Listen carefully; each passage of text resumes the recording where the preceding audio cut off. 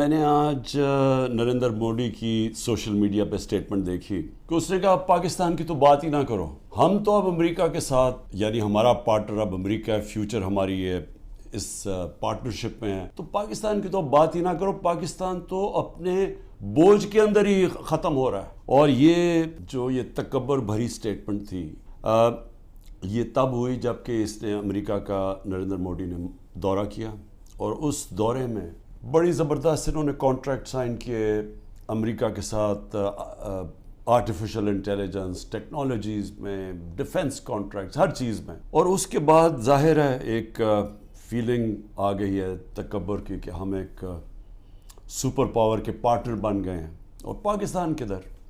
اور پاکستان تو جس طرف جا رہا ہے اپنے بوجھ میں ڈوبتا جا رہا ہے، میرا جینا مرنا پاکستان میں۔ اور مجھے افسوس یہ ہے کہ آج وہ لوگ اوپر بیٹھ گئے ہیں اور بٹھائے گئے ہیں ایک تکبر میں، ایک آدمی نے جس نے سمجھا کہ وہ اتنی طاقت ہے اس کے پاس کہ وہ جو مرضی کر دے، اور قوم بھیڑ بکریاں ہیں، وہ جو چوروں کے بھی اوپر لا کے بٹھا دے تو قوم بھیڑ بکریوں کی طرح بس اس کے فرمان مانیں گی۔ وہ لوگوں کو اوپر بٹھا دیا ہے جن کی دولت ملک سے باہر پڑی ہے۔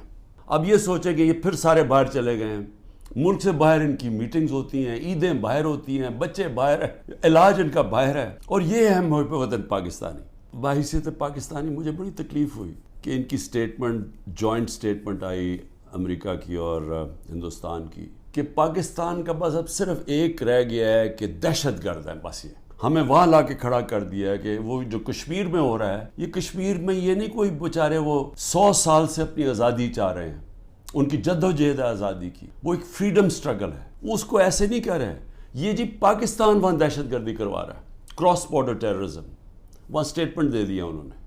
پھر وہی جو گروپس ہیں کہ پاکستان میں وہ فلانا لشکر ہے اور یہ ہے وہ ہے، تو پاکستان کو تو وہاں کھڑا کر دیا، اور پھر کہا ہے کہ آپ یہ ختم کریں، حکم دیا ہمیں کہ آپ ختم کریں۔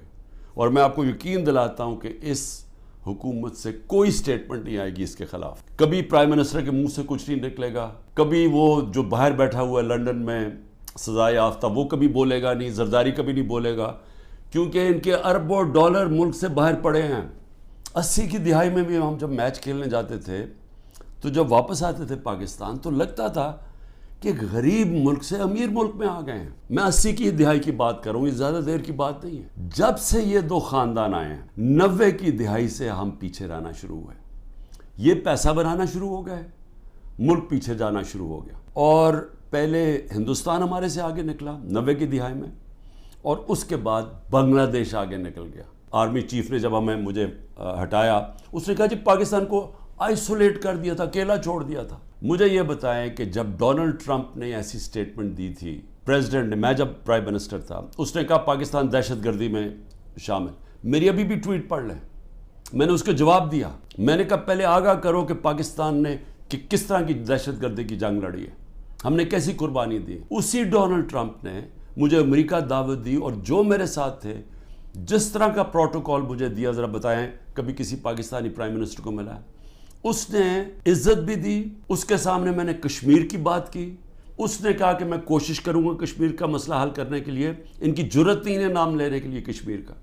اس کے بعد اس نے سارے میرے اور میرے ڈیلیگیشن کو سارے وائٹ ہاؤس کا خود دورہ کروایا، ٹور کروایا، عزت دی۔ میں یہ کیوں کہہ رہا ہوں؟ کیونکہ میں مغربی ذہن کو سمجھتا ہوں۔ آپ اگر ان کے نیچے ان کے سمجھتے ہیں کہ ان کے جوتے پالش کرنے سے وہ آپ کی بڑی کوئی رسپیکٹ کریں گے، وہ آپ کو حقارت سے دیکھتے ہیں۔ وہ سمجھتے ہیں جو اپنے ملک کے مفادات کے لیے کھڑا ہوتا ہے وہ اس کی عزت کرتے ہیں۔ میں نے جب ان کو کہا افغانستان کے اندر کوئی ملٹری سلوشن نہیں ہے، تو ان کے سینیٹر لنزی گرام، یہاں تکڑا سینیٹر ریپبلکنز کا، اس نے پاکستان آ کے بیان دیا کہ عمران خان ٹھیک کہہ رہا تھا، کہ وہ اس چیز کی رسپیکٹ کرتے ہیں۔ یہ جو جا کے جناب فورن منسٹر بلاول بھٹو ہر دوسرے دن پہنچ کے اچھی انگریزی بولتا ہے، اس سے وہ متاثر نہیں ہوتے۔ اور اسی لیے یہ جو فورن پالیسی بنا دی ہے کہ جی ہم ساری دنیا کو ہم ساری دنیا کے ساتھ اچھے باتیں کریں، ان کو آم کے ٹوکرے بھجوا دیں، اور ہم جا کے ان کے ساتھ بڑی اچھی طرح ان کے ہاتھ پکڑ کے بات کریں،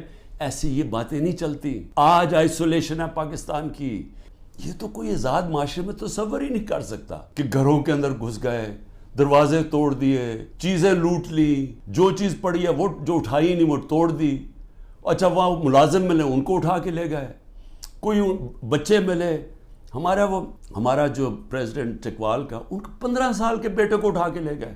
وہ یاسر گیلانی ہمارا ایک ٹکٹ ہولڈر, وہ چھپا ہوا تھا, اس کی بیوی اپنے ماں باپ کے گھر تھی, اس کے ماں باپ کے گھر جا کے بیوی 4 بچے ہیں اس کے, چھوٹا بچہ 1.5 سال کا, اس کو اٹھا کے لے گئے. عمر چیمہ, اس کو صرف وہ جیل میں رکھا ہوا ہے کہ جی بس تم وہ کرسی پہ بیٹھ کے کہہ دو ٹی وی کے سامنے کہ جی میں پی ٹی آئی چھوڑ رہا ہوں اور میں فوج سے پیار کرتا ہوں اور 9 مئی کی مذمت کرتا ہوں. میں بار بار کہہ رہا ہوں 9 مئی کی ساری قوم مذمت کرتی ہے جو جلاؤ گھرا ہوا ہے. اس کے اوپر کوئی انڈیپینڈنٹ انویسٹیگیشن تو بٹھا دیں تاکہ پتہ تو چلے. میں ثابت کروں گا, میں یہ دعویٰ کہتا ہوں, میں ثابت کروں گا کہ لوگ چھوڑے ہوئے تھے اندر جنہوں نے یہ جلاؤ گھراؤ کیا ہے. میں ثابت کروں گا. یہ روڈ میپ بھی کسی کے پاس نہیں ہے. یہ چوروں کے پاس کیا روڈ میپ ہوگا؟ 30 سال سے تو چوری کر رہے ہیں.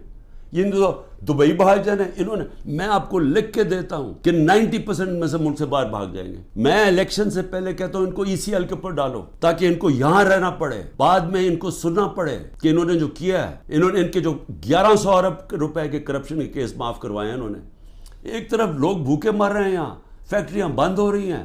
اگر تو ہم نے اسی طرح چلتے رہنا ہے تو پھر یہ نہ سمجھنا کہ وہ اللہ اوپر سے مدد کر دے گا اور ہم کچھ نہ کریں, کیونکہ اس نے تو واضح قرآن میں کہا ہوا ہے کہ میں کبھی کسی قوم کی حالت نہیں بدلتا جب تک وہ خود اپنی حالت بدلنے کی کوشش نہیں کرتی. میں اپنی پوری کوشش کروں گا. میں آپ سے, میری اپنی قوم سے وعدہ ہے, جب تک میرے میں آخری خون کا قطرہ ہے میں مقابلہ کرتا رہوں گا اس ظلم کا. لیکن میں اپنی قوم کو بھی کہنا چاہتا ہوں, آپ کے اوپر اللہ نے ذمہ داری ڈال دی ہے.